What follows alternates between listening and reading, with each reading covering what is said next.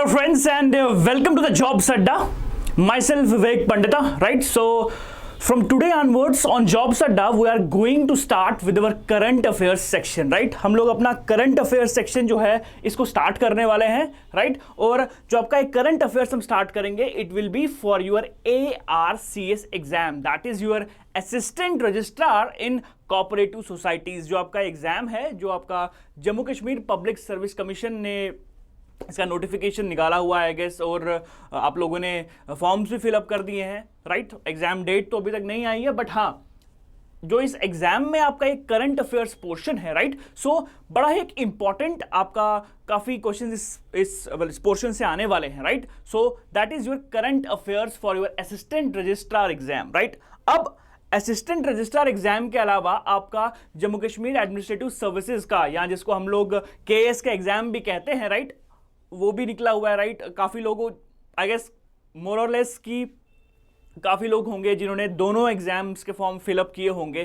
तो जो आपका एक करंट अफेयर्स का पोर्शन है, चाहे आप बैंकिंग की तैयारी कर रहे हैं, एसएससी की तैयारी कर रहे हैं, रेलवेज की तैयारी कर रहे हैं, आप आईएएस की तैयारी कर रहे हैं, आप केएस की तैयारी कर रहे हैं, या आप इस assistant registrar for cooperative societies इसकी तैयारी कर रहे हैं, तो हर एक एग्जाम के लिए करंट अफेयर्स जो है वो बड़ा ही इंपॉर्टेंट हो रहा है आजकल, right? So same is with this assistant registrar also, right? और जो हम ये कवर करेंगे आज से, जो हम डिटेल में बेसिकली आपका एक डिटेल एक न्यूज एनालिसिस टाइप का होगा। देखो करंट अफेयर्स क्या है?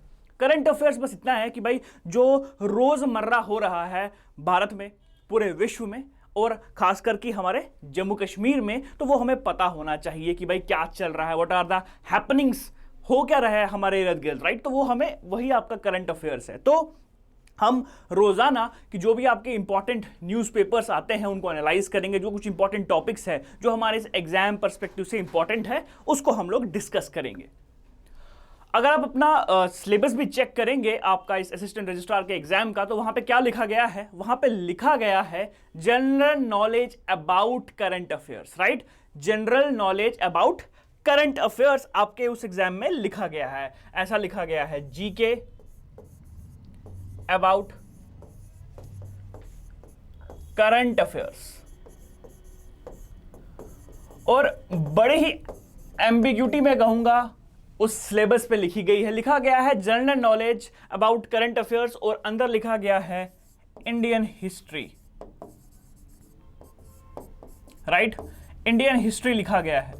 फिर लिखा गया है आपका पॉलिटिकल साइंस, राइट? इकोनॉमी,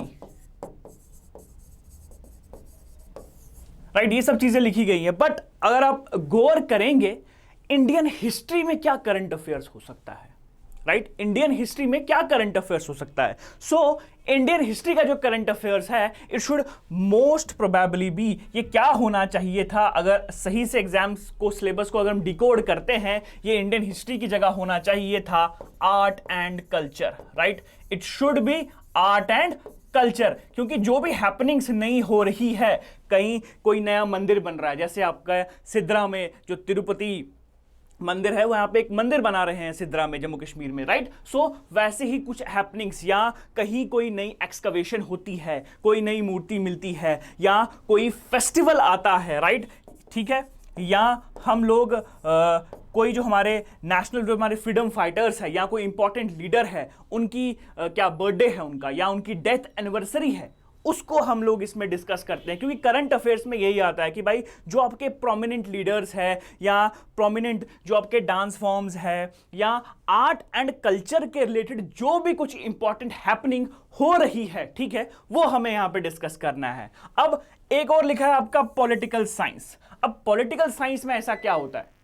सो यहां पे हम लोग क्या डिस्कस करेंगे? यहां पे हम डिस्कस करेंगे इंडियन पॉलिटिकल सिस्टम जो है उसमें कुछ जो इंपॉर्टेंट हैपनिंग्स होती हैं। जैसे अगर हम इंडियन पॉलिटिकल सिस्टम की बात करें, इंडियन पॉलिटिकल सिस्टम की बात करें तो हम लोग इसमें क्या डिस्कस करेंगे? हम डिस्कस करेंगे हमारे जो इंपॉर्टेंट जो हाई कोर्ट और सुप्रीम कोर्ट के कुछ जजमेंट्स है, ठीक है, कुछ ऐसे इंपॉर्टेंट केसेस, कुछ कॉन्स्टिट्यूशनल केसेस जो चल रहे हैं हाई कोर्ट या सुप्रीम कोर्ट में, इनको डिस्कस करेंगे। और जैसे अगर हम इंडियन पॉलिटी या पॉलिटिकल साइंस की बात करें तो आपको पता है कि भाई जम्मू कश्मीर में हाल फिलहाल क्या आपका डीलिमिटेशन कमीशन जो है वो विजिट कर रहा है, कहां, जम्मू कश्मीर में, from 6th July to 9th July to talk with various political parties here in Jammu and Kashmir, right. So delimitation commission क्या होता है, कि भाई इसकी फॉर्मेशन कैसे होती है, क्या आज से पहले कभी डीलिमिटेशन कमीशन बनाया गया है, और अगर बनाया गया है तो कितनी बार बनाया गया है, ये सब आपको पता रहना चाहिए, राइट। सो ये सब चीजें हम लोग इस पोल साइंस में हम लोग डिस्कस करेंगे। और इसके अलावा आपका फॉरेन अफेयर्स यानी आपका IR, that is your international relations, इस इंटरनेशनल रिलेशंस को भी हमने बड़े अच्छे से डिस्कस करना है कि भाई कहीं पे अभी आपने रिसेंटली सुना होगा कि भाई जो यूएस और नाटो फोर्सेस हैं वो क्या कर रही हैं, वो अफगानिस्तान से क्या आहिस्ता आहिस्ता अपनी जो फौज है वो कम कर रही है, राइट। तो क्यों कम कर रही है, क्या कारण है, तो वो हमें पता होना चाहिए। अगर हम लोग हमारे किसी के साथ रिलेशंस हो रहे हैं या कोई कंट्री, जैसे रिसेंटली बांग्लादेश ने एज ए गिफ्ट क्या मैंगोज भेजे हैं इंडिया, बड़ी मैंगो क्यों भेजे हैं भाई, आम भेजने से दोस्ती होती है क्या, ठीक है। तो कुछ इसके पीछे जो हैपनिंग्स होती है, जो बैकग्राउंड होता है, वो हम यहां पे डिस्कस करेंगे इंटरनेशनल रिलेशंस में, फॉरेन अफेयर्स में। देन आपका इकोनॉमी है, तो इकोनॉमी से रिलेटेड कोई नई रिपोर्ट आती है, ठीक है, या कोई आपका इंपॉर्टेंट हैपनिंग होता है इकोनॉमी में, आपका कभी ये जो आपके रेट्स होते हैं, रेपो रेट हो गया, रिवर्स रेपो रेट हो गया, क्या इसमें कभी आरबीआई कम करता है या बढ़ाता है इसको, तो जो भी इंपॉर्टेंट हैपनिंग्स आपकी इंडियन इकोनॉमी में होती है या वर्ल्ड इकोनॉमी में, इसको भी हम आपके इस करंट अफेयर्स सेक्शन में डिस्कस करेंगे। इन तीन के अलावा आपका art and culture, Indian polity, आपका इंटरनेशनल रिलेशंस, इकोनॉमी, उसके बाद कुछ और चीजें बड़ी इंपॉर्टेंट है, दैट इज एक होता है साइंस एंड टेक्नोलॉजी, इसको भी हमें डिस्कस करना है। उसके अलावा हमारा जो एनवायरनमेंट है, इसमें क्या हो रहा है नया, कि भाई कहीं कोई मीटिंग तो नहीं हो रही, कहीं कोई कमीशन की कहीं बैठक तो नहीं हो रही, तो हमें उसके बारे में जानना बड़ा जरूरी है। और ये सिर्फ असिस्टेंट रजिस्ट्रार के एग्जाम के लिए इंपॉर्टेंट नहीं है, आप कोई भी एग्जाम देंगे अगर, तो उन सब के लिए इंपॉर्टेंट है।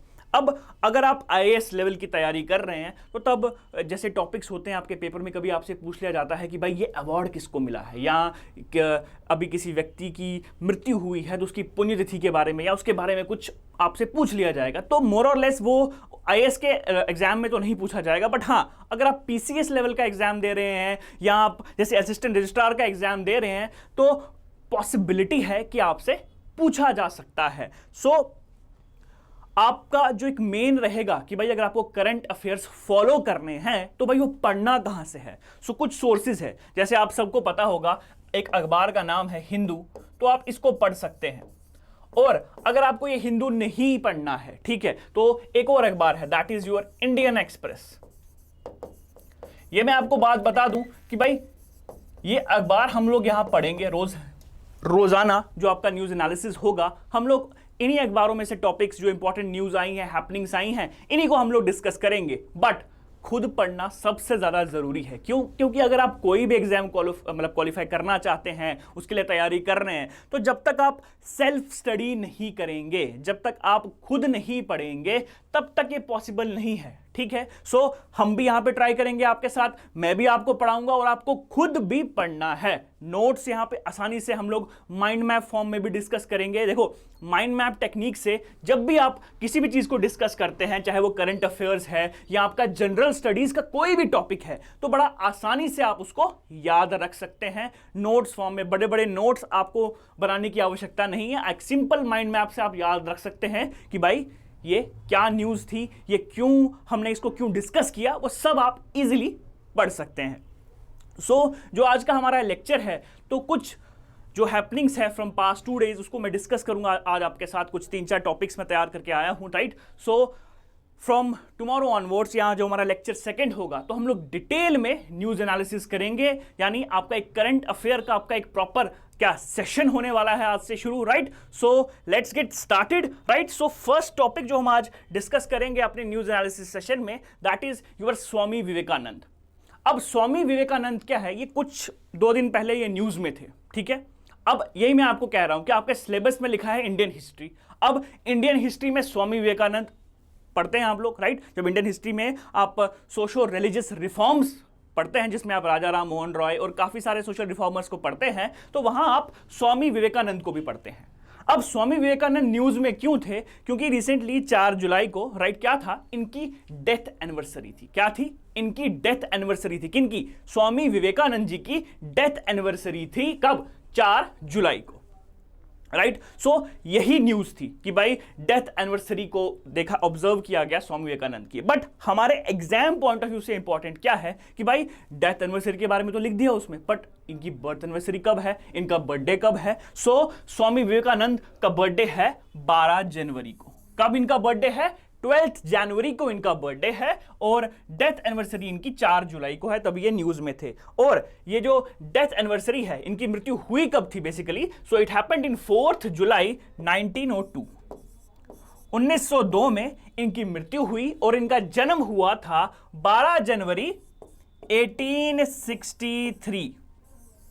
ठीक है, 12 जनवरी 1863 को क्या हुआ था? स्वामी विवेकानंद का जन्म हुआ था। और स्वामी विवेकानंद का असली नाम, ये आपसे एग्जाम में पूछा जा सकता है, राइट। सो इनका असली नाम था नरेंद्रनाथ दत्त। क्या नाम था? नरेंद्रनाथ दत्त। नरेंद्रनाथ दत्त। हिज रियल और his original name was Narendranath Datta. ठीक है, तो भाई अगर इनका असली नाम नरेंद्रनाथ दत्त था, तो भाई फिर ये स्वामी विवेकानंद ये क्यों इस्तेमाल करने लगे? तो भाई खत्री स्टेट थी, ठीक है, यहां को खेतरी स्टेट आप बोल सकते हैं। खेतरी, KHETRI। तो खेतरी स्टेट के उस टाइम के एक महाराजा थे, उनका नाम था महाराजा अजीत सिंह। क्या नाम था? नोट करिए आप सब, ठीक है। खेतरी स्टेट जो थी, खेतरी स्टेट के महाराजा थे महाराजा अजीत सिंह। तो महाराजा अजीत सिंह ने नरेंद्रनाथ दत्त को कहा कि भाई आप विवेकानंद नाम का इस्तेमाल कीजिए, आज से आप इस नाम से मतलब जाने जाएंगे, इस नाम को आप यूज कर लीजिए क्योंकि आप पे सूट करता है, राइट। सो उसके बाद से, उस दिन के बाद से जो नरेंद्रनाथ दत्त थे, उन्होंने अपना नाम स्वामी विवेकानंद रख लिया, यानी वो अब इस नाम से अब जाने लगे, मतलब जाने लगे, राइट। सो इनके गुरु कौन थे? Who was his Guru, his teacher? सो उनका नाम था Shri Ramakrishna Paramahansa, right. His name was Shri Ramakrishna Paramahansa.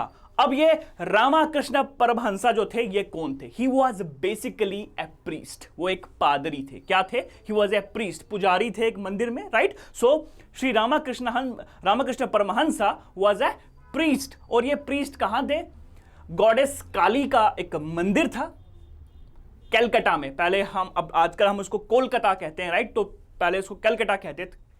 तो कलकत्ता में क्या है? एक काली मंदिर है, ठीक है, उसके प्रीस्ट थे श्री रामाकृष्ण परमहंसा। अब आपसे यहां पे एक और सवाल पूछा जा सकता है, क्या श्री रामाकृष्ण परमहंसा जो थे, इनका ओरिजिनल नेम क्या है? इनका ओरिजिनल नेम भी आपसे पूछा जा सकता है। So his original name was Gadadhar Chattopadhyay. क्या नाम था इनका? His original name was Gadadhar Chattopadhyay. गदोदर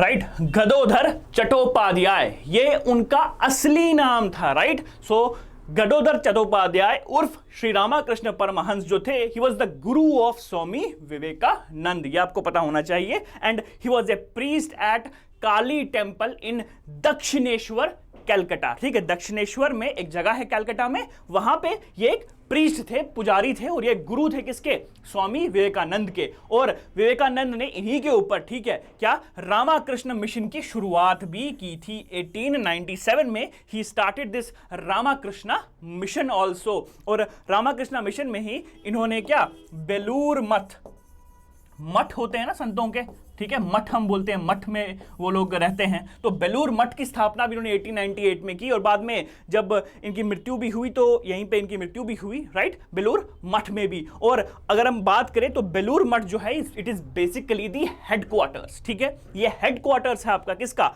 Ramakrishna mission का ये हेडक्वार्टर भी है। अब मैंने यहां लिखा है नेशनल यूथ डे, तो काफी सारे लोगों को पता होगा कि हम लोग ये नेशनल यूथ डे कब सेलिब्रेट करते हैं, राइट। सो हर साल every year 12th January every year 12 जनवरी को हम लोग क्या करते हैं, हम लोग नेशनल यूथ डे सेलिब्रेट करते हैं।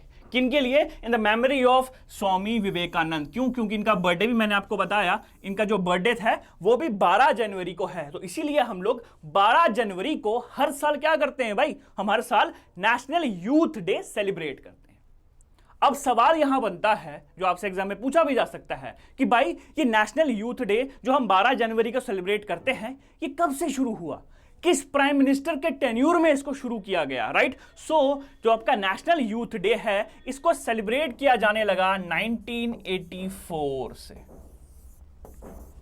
1984, ठीक है। जो गवर्नमेंट ऑफ इंडिया है यानी GOI, उसने 1984 में बोला कि भाई हम 12 जनवरी को डिजिग्नेट करते हैं क्या, as a national youth day. और जो आपके स्वामी विवेकानंद है, ठीक है, इनको मेकर ऑफ मॉडर्न इंडिया भी कहा जाता है। क्या कहा जाता है? He is known as maker of modern India, right? He is known as maker of modern India, maker of modern India.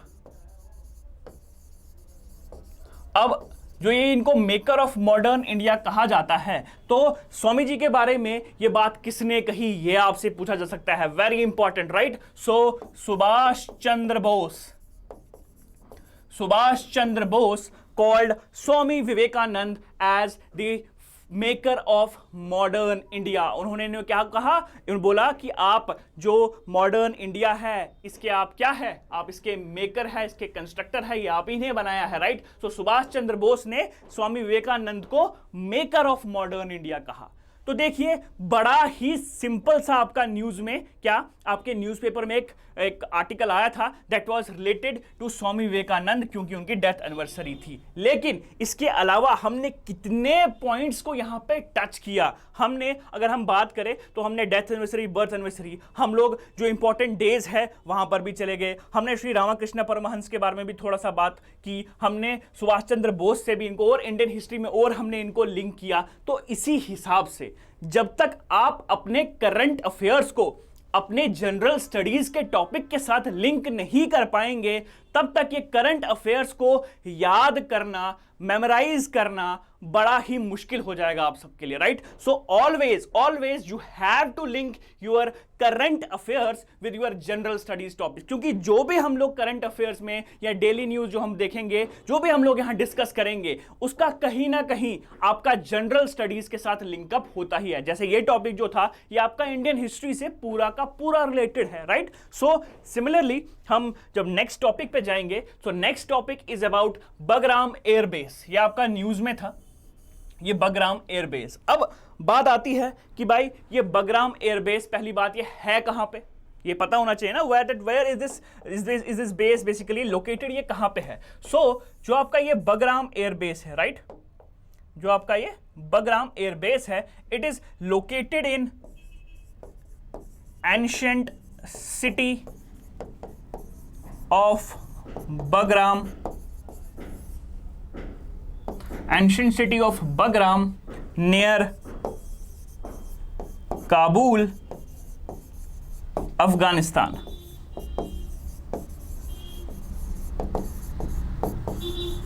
Right? So Kabul, that is the capital of Afghanistan. वहां पे उसके नजदीक की एक एंशिएंट सिटी है, एक मेडिवल टाइम, एक ancient time की एक सिटी है जिसका नाम है बगराम। वहीं पे ये एक एयरबेस है, और जो ये आपका ये बगराम एयरबेस है, it is the biggest airbase in Afghanistan. ये सबसे बड़ा एयरबेस है। It is the biggest airbase in Afghanistan. With this Bagram airbase is the biggest airbase where in Afghanistan. और यहां पे ये न्यूज में क्यों है? ये न्यूज में इसलिए है क्योंकि यूएस, दैट इज जो यूनाइटेड स्टेट्स एंड नाटो, इनकी जो फौजें हैं, इनकी जो फोर्सेस है, they have left this base. उन्होंने इस बेस को छोड़ दिया है। अब आप बात करेंगे कि सर भाई क्यों छोड़ दिया? तो मैंने आपको क्या बोला अभी, जस्ट मैंने आपको कहा कि जो भी आपका करंट अफेयर्स का टॉपिक है, इसको लिंक करना है जनरल स्टडीज के साथ। सो जनरल स्टडीज में आपका टॉपिक है that is your international relations. International relations कीजिए आप, या इसको आप फॉरेन अफेयर्स कर लीजिए, राइट? सो इससे ये आपका पूरा लिंक करता है टॉपिक। क्यों? क्योंकि रिसेंटली क्या हुआ, जो आपके दोहा टॉक्स हुए उनमें क्या बात की गई कि जो आहिस्ता आहिस्ता एक फेज्ड मैनर में जो यूएस है वो अपने फोर्सेस को, नाटो और यूएस अपने फोर्सेस को रिड्यूस करेगा अफगानिस्तान से, उनको वहां से बाहर निकालेगा ताकि अफगानिस्तान में एक शांति बहाली हो, एक तालिबान जो वहां पे है, ठीक है, अफगान पीस प्रोसेस को लेके बातें हो रही हैं, राइट। सो उसी के चलते अमेरिका ने, मतलब इसकी जो डेडलाइन है काफी बार बीच में मार्च में थी, फिर मई में थी, अभी जो लेटेस्ट डेडलाइन है कि सारे फोर्सेस को यहां से बाहर निकालना है, दैट इज योर 11 सितंबर 2021। ये अभी लेटेस्ट डेडलाइन है कि इस डेट तक 11 सितंबर 2021 तक इनको यहां से बाहर निकलना है। अब इसमें डेट चेंज होती रहती है। क्यों? क्योंकि आपने भी रिसेंटली न्यूज में भी पढ़ा होगा कि भाई 1/3 ऑफ अफगानिस्तान जो है उससे कहीं ज्यादा ही, लगभग जो आपके डिस्ट्रिक्ट्स है अफगानिस्तान के, ठीक है, करीब 400 से ऊपर, तो उन पे तालिबान ने वापस जो है अपना कब्जा कर लिया है, राइट। सो वायलेंस ना हो, अगर तालिबान अपने वायदे से मुकरे ना, राइट, तो ये पीस प्रोसेस जो डील हो रही है, जो पीस टॉक्स चल रहे हैं, इनका एक एंड आ सकता है, राइट। मतलब शांति बहाली हो सकती है अफगानिस्तान में, जो सबके लिए एक बेहतर है, इंडिया के लिए भी इसका अच्छा सिग्निफिकेंस रहेगा, राइट। सो यहीं से यूएस और नाटो ने अपने फोर्सेज जो है वो बाहर निकाले। अब आप बोलेंगे सर ये नाटो क्या होता है? So this NATO, it basically stands for North Atlantic Treaty Organization, right? Your NATO stands for North Atlantic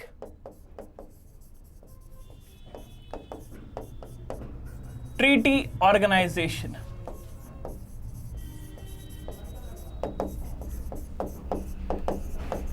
basically north Atlantic treaty थी जो 1949 में साइन की गई थी, ठीक है। इस ट्रीटी के तहत जो आपके नॉर्थ अमेरिका है और यूरोप है, ठीक है, उसके जो देश है, ठीक है, वो कलेक्टिव डिफेंस की बात करते हैं। अब ये कलेक्टिव डिफेंस क्या होता है? इनका जो एक ग्रुपिंग है, ये बोलते हैं कि भाई हमारी ग्रुपिंग में अगर किसी भी कंट्री पे कोई दूसरी एक्सटर्नल फोर्स अगर अटैक करती है तो नाटो उस पर अटैक करेगा। मतलब मान लीजिए मैं आपको कहता हूं, ये मैं कहता क्या हूं कि सच में है कि भाई जो आपका ये नाटो है ना, इसमें 30 कंट्रीज आती है। कितनी? 30 countries of Europe and north America, वो आपके इसमें मेंबर है। किसमें? नाटो में 30 कंट्रीज आती है, याद रखिएगा। 30 मेंबर कंट्रीज है आपकी नाटो में, और 30 में से अगर किसी भी एक कंट्री के ऊपर क्या हमला होता है, इस 30 में से अगर किसी भी एक कंट्री पे हमला होता है तो जो बाकी नाटो कंट्रीज है, यानी आपकी जो 29 नाटो कंट्रीज है, वो जो कंट्री हमला करती है उस एक कंट्री पे, तो वो 29 कंट्रीज वापस उस पे अटैक करेंगी। तो एक कलेक्टिव डिफेंस की बात करते हैं नाटो कंट्रीज, राइट। सो इसी वजह से जब ये बेसिकली जो यूएस है इसकी अफगानिस्तान में एंट्री हुई कब, बेसिकली तो आपको सबको याद होगा भाई 9/11 अटैक हुआ था, ठीक है, यूएस पे, जिसमें करीब करीब 3000 जो यूएस के सिटीजन्स हैं, नागरिक, उसमें काफी सारे इंडियंस भी थे, उनकी जो प्लेन क्रैश किया गया था, राइट, वर्ल्ड ट्रेड सेंटर पे, तो काफी सारे लोगों की उसमें अपनी जान गंवानी पड़ी। इसके बाद जो प्राइम सस्पेक्ट थे, जिसको पता चला कि किसने ये अटैक, जो मास्टरमाइंड कौन था, that was Osama bin Laden, and he was also he was also killed, right, उनको भी मार गिराया गया बाद में यूएस फोर्सेज द्वारा अबोटाबाद पाकिस्तान में, राइट। सो उसके बाद से ये एंट्री हुई थी यूएस फोर्सेस की। तालिबान काफ़ी ज़्यादा हद तक पावरफुल हो गया था, उसको हराए भी काफ़ी जगह के, लेकिन अभी वापस से देखा जा रहा है क्या कि that there has been a gradual increase, gradual और steep rise in the power of Taliban. ये कहाँ देखा जा रहा है? ये सब आपका अफगानिस्तान में देखा जा रहा है। और ये न्यूज इंपॉर्टेंट क्यों है? क्योंकि पेपर में आपसे पूछा जा सकता है कि भाई ये बगराम कहाँ है, आपको कंट्री का नाम दिया जा सकता है। So this Bagram is basically in Afghanistan. इतनी ही न्यूज है बस। ये जो हम एक्स्ट्रा डिस्कस कर रहे हैं ये आपके एग्जाम पॉइंट ऑफ व्यू या कोई अगर कनेक्टेड क्वेश्चन आपसे पूछा जाता है तो वहां पे आपके काम आ सकता है, राइट। सो नेक्स्ट टॉपिक पे आगे चलते हैं। So next is your project BOLD. नाम आप देख रहे हैं, प्रोजेक्ट बोल्ड। अब ये बोल्ड का मतलब क्या है? This BOLD basically stands for bamboo oasis on lands in drought, right.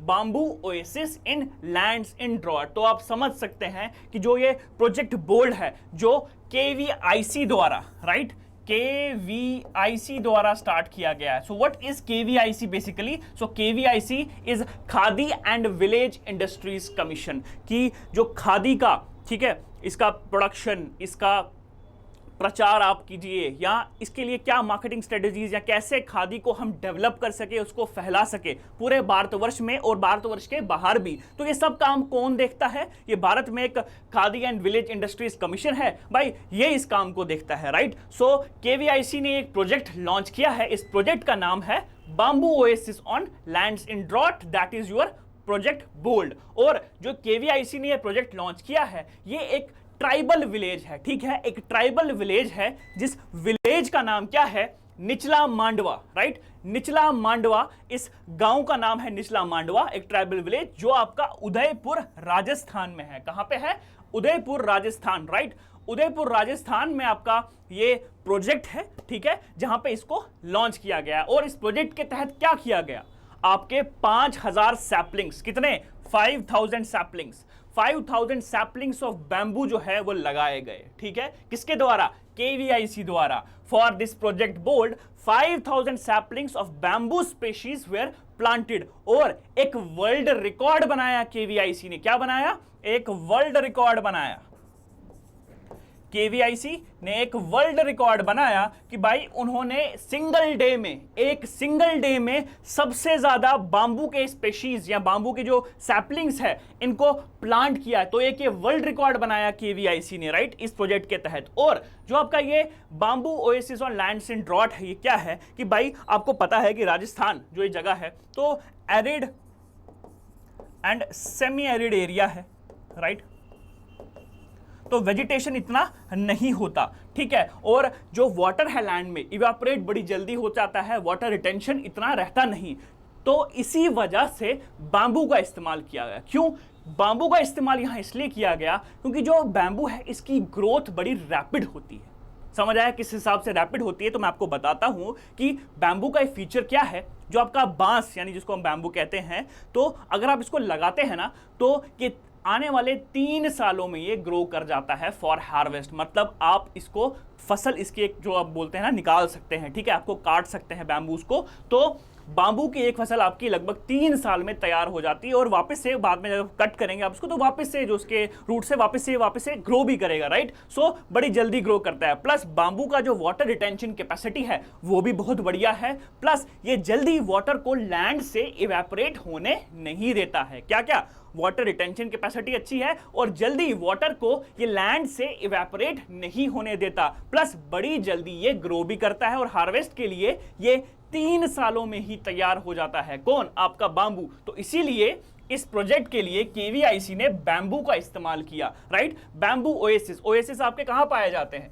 Oasis आपके डेजर्ट्स में पाए जाते हैं, right. So bamboo oasis on land in drought. तो इसी वजह से केवीआईसी ने इस प्रोजेक्ट को शुरुआत की। और जो केवीआईसी ने ये प्रोजेक्ट शुरू किया, इट वाज बेसिकली उनका एक इनिशिएटिव है जिसको हम बोलते हैं khadi bamboo festival. Khadi bamboo festival, ठीक है, खादी बैम्बू फेस्टिवल के तहत केवीआईसी ने इस प्रोजेक्ट को लॉन्च किया। और जो आपका ये खादी बैम्बू फेस्टिवल है जिसकी हम बात करते हैं, तो इसको शुरुआत क्यों की गई बेसिकली? अब इस फेस्टिवल के तहत हमने प्रोजेक्ट बोल्ड केवीआईसी ने स्टार्ट कर दिया। बट ये फेस्टिवल आखिरकार स्टार्ट ही क्यों किया केवीआईसी ने? सो ये फेस्टिवल बेसिकली स्टार्ट किया गया, आपको पता होगा, हमारी आज़ादी के 75 साल हम मना रहे थे, 75 ईयर्स। सो आज़ादी के 75 जो साल के सेलिब्रेशन की क्या उपलक्ष्य में केवीआईसी ने क्या ये खादी बैम्बू फेस्टिवल जो है इसको, ठीक है, इसकी शुरुआत की, राइट। और जो आपका ये केवीआईसी है, KVIC is basically A statutory body और इसका गठन केवीआईसी एक्ट 1956 के तहत किया गया। जो आपका ये केवीआईसी है, khadi and village industries commission, ये एक स्टैट्यूटरी बॉडी है। हम इंडियन पॉलिटी, जब आप आपका असिस्टेंट रजिस्ट्रार के लिए इंडियन पॉलिटी भी डिस्कस करेंगे, तब आप ये पढ़ेंगे कि भाई कॉन्स्टिट्यूशनल बॉडी क्या होती है और स्टैट्यूटरी बॉडी क्या होती है। कॉन्स्टिट्यूशनल बॉडी वो होती है जब हमारा कॉन्स्टिट्यूशन फोर्स में आया तो तभी से उसका नाम क्या था, या मतलब जो बॉडी थी वो स्टार्टिंग से ही क्या है उसको रखा गया है हमारे संविधान में कि ये बॉडी बड़ी ज़रूरी है, उसका जिक्र उस संविधान में है। और उसके बाद जो हमने जितनी बॉडीज़ बनाई, जो हमने एक्ट्स के जरिए ये बनाई तो उनको हम लोग क्या स्टैट्यूटरी बॉडीज कहते हैं, यानी उनको कॉन्स्टिट्यूशनल स्टेटस नहीं मिला है इन बॉडीज को। काफी सारी जो स्टैट्यूटरी बॉडीज थी बाद में वो कॉन्स्टिट्यूशनलाइज की गई, राइट, लेकिन जो केवीआईसी है वो अभी भी एक स्टैट्यूटरी बॉडी है और इसका गठन केवीआईसी एक्ट 1956 के तहत किया गया था, राइट। और जो आपका ये केवीआईसी है ये किस मिनिस्ट्री के अंदर आता है, ये बड़ा ही इंपॉर्टेंट है, ठीक है, वेरी इंपॉर्टेंट, कि भाई जो आपका ये केवीआईसी है ये किस मिनिस्ट्री के अंडर आता है। So your KVIC it comes under MSME, that is your micro small and medium enterprises, right। किसके अंतर्गत आपका ये केवीआईसी आता है, it comes under micro small and medium, micro small and medium enterprises, इसके तहत आपका ये केवीआईसी आता है इस मंत्रालय के अंदर। अब अगला सवाल कि भाई यूनियन मिनिस्टर फॉर एमएसएमई कौन है? बड़ा ही आसान सा सवाल है, न्यूज़ में आप देखते हैं, ट्विटर पे देखते हैं उनको, राइट। वो हमारे क्या वो रोड ट्रांसपोर्ट मंत्री भी थे, राइट। सो एमएसएमई जो है इसके जो यूनियन मिनिस्टर है वो है mister Nitin Gadkari, right.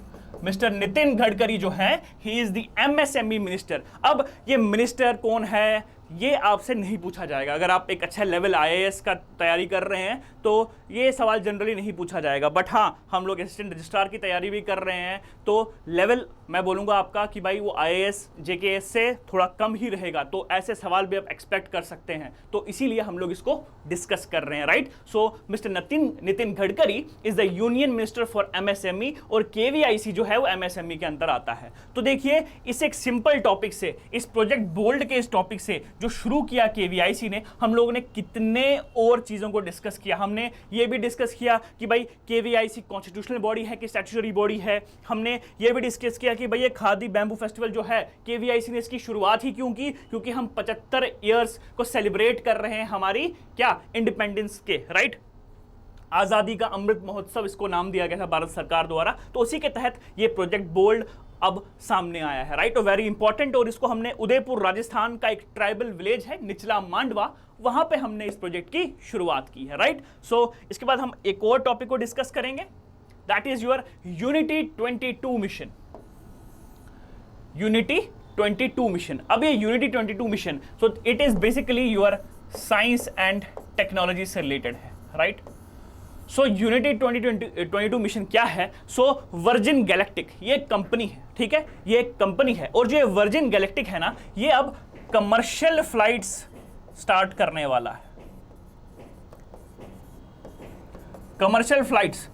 But ये कमर्शियल फ्लाइट्स कोई इंडिया से यूएस नहीं भाई, स्पेस में लॉन्च करने वाला है कि भाई अब लोग अंतरिक्ष की सैर करने जाएंगे, जिसके पास पैसा है तो वो बेचारा जा सकता है, हमारी तरह जो है वो बेचारा नहीं जाएगा, यहीं से देखेगा टीवी में, राइट। सो वर्जिन गैलेक्टिक जो एक कंपनी है ये कमर्शियल फ्लाइट शुरू करने वाली है, तो इसका जो नया रॉकेट है, ठीक है, जो उसकी नई रॉकेट पावर जो टेस्ट फ्लाइट है, जो इसकी स्पेसशिप है वीएस यूनिटी, ये फिर से स्पेस में जाने वाला है, चौथी बार जाने वाला है। और यूनिटी का ये 22वां, एक्चुअली में यूनिटी का ये 22वां मिशन है, बट वर्जिन गैलेक्टिक का ये चौथा स्पेसक्राफ्ट या स्पेसशिप रहेगा जो ह्यूमंस को लेके जाएगा कहां पे, स्पेस में, और ये 11 जुलाई को होने वाला है।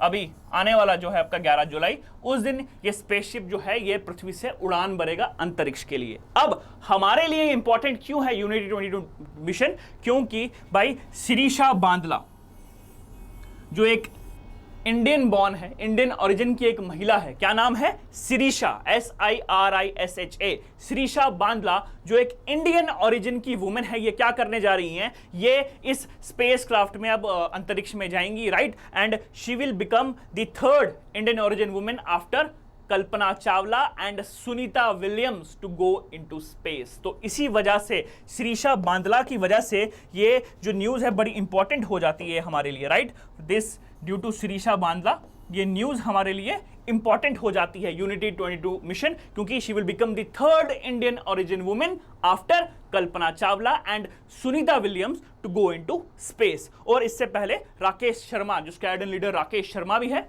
वो भी स्पेस में जा चुके हैं। तो अब शिरीषा बांदला जी का समय है, राइट। सो इसी वजह से ये यूनिटी 22 मिशन जो वर्जिन गैलेक्टिक का है, ये बड़ा ही इंपॉर्टेंट है हमारे लिए। क्लियर। नेक्स्ट टॉपिक हम डिस्कस करेंगे वाल्मीकि टाइगर रिजर्व। सो ये आपका एनवायरमेंट से बड़ा रिलेटेड है, ये टॉपिक एनवायरमेंट से रिलेटेड है।